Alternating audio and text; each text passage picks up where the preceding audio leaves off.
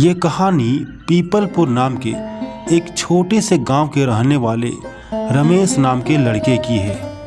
इस गांव के लोग खेती बाड़ी और पशुपालन से अपना गुजारा करते थे। रमेश एक साधारण किसान परिवार से था, लेकिन वो अपने सपनों के बारे में बड़ा सोचता रहता था। वो हमेशा सोचता था कि कैसे वो अपने परिवार की आर्थिक स्थिति को सुधार कर सकता है। उसके पास ज़्यादा साधन नहीं थे, लेकिन उसे मोबाइल में गेम खेलने का बड़ा ही शौक था। उसका दोस्त राजू शहर से छुट्टियां मनाने के लिए गांव आया हुआ था और उसके पास एक स्मार्टफोन भी था। एक दिन राजू अपने स्मार्टफोन के बारे में रमेश को बता रहा था और रमेश को भी उसके स्मार्टफोन पे काफ़ी रुचि आ रही थी।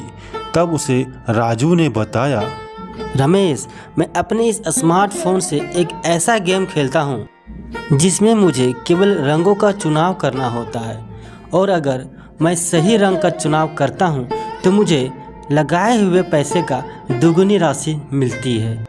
राजू ने रमेश को इस गेम के बारे में बारीकियां से समझाया और बताया कि रमेश, इस गेम में जीतने के लिए कुछ रणनीति और किस्मत का मेल होना बहुत ज़रूरी है। रमेश को राजू की बताई हुई गेम के बारे में सारी बातें सुनकर काफ़ी दिलचस्पी हुई। उसे लगा कि शायद इस गेम से वो अपने परिवार की आर्थिक हालात को सुधार सकता है। राजू ने रमेश को इस गेम के बारे में बताया, रमेश, इस गेम में 2 रंग होते हैं, लाल और हरा। खिलाड़ियों को बस यह अनुमान लगाना होता है कि अगला रंग कौन सा होगा।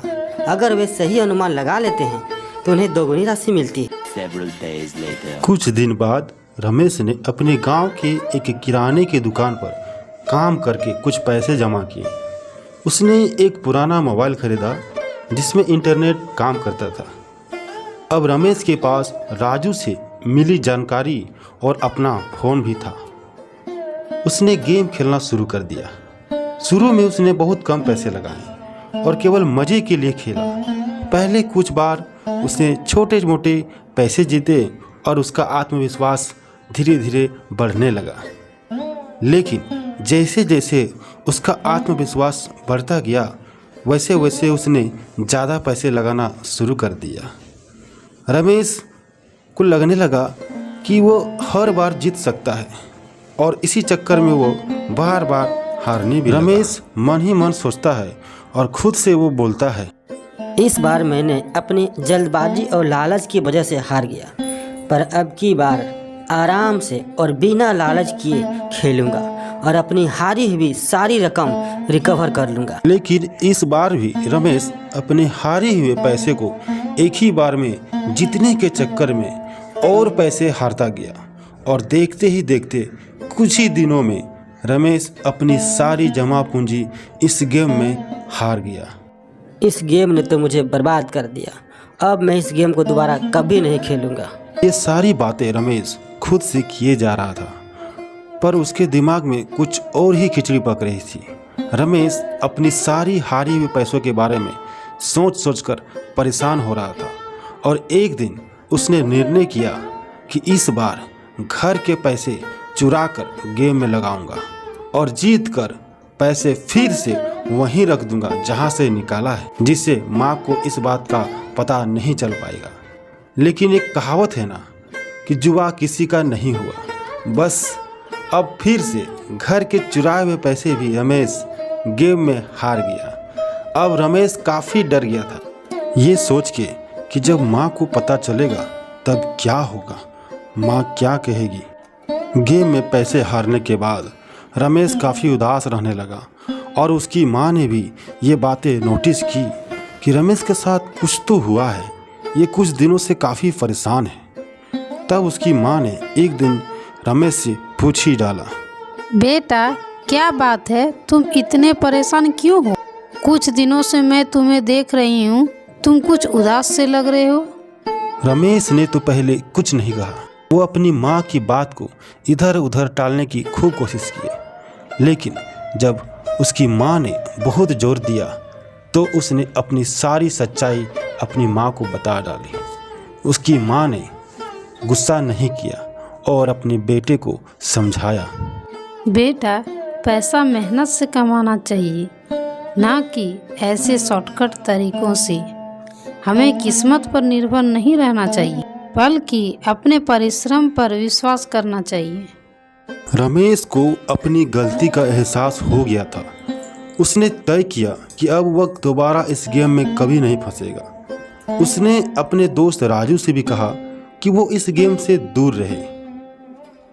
राजू ने भी उसकी बात मान ली और दोनों ने मिलकर कुछ अलग करने का सोचा। रमेश और राजू ने एक नया काम शुरू करने का फैसला लिया। उन्होंने गांव के लोगों के लिए एक छोटा सब्जी का व्यवसाय शुरू किया। दोनों दोस्त गांव से ताज़ी सब्जियां इकट्ठा करते और पास के शहर में जाकर बेचते थे। इससे न केवल उन्हें अच्छा मुनाफा हुआ, बल्कि गांव के किसानों की सब्जियों की बिकने में आसानी होने लगी और उनका भी फायदा होने लगा।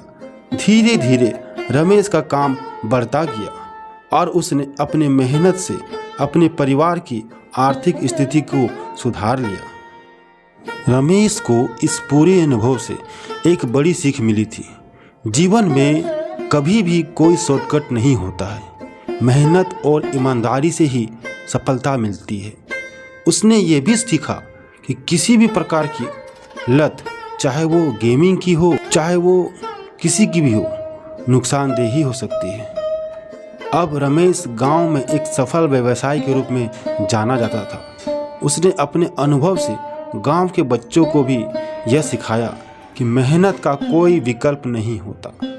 रमेश का जीवन अब पहले से बेहतर था, क्योंकि उसने मेहनत और धैर्य के महत्व को समझा और अपनाया था। दोस्तों, यह वीडियो अभी के इस एरा में, इस युग में जितनी भी युवा पीढ़ी हैं, सब ऑनलाइन प्लेटफॉर्म से गेमिंग के थ्रू जुड़े हुए हैं और अपना समय भी बर्बाद कर रहे हैं और अपने पैसों को भी बर्बाद कर रहे हैं।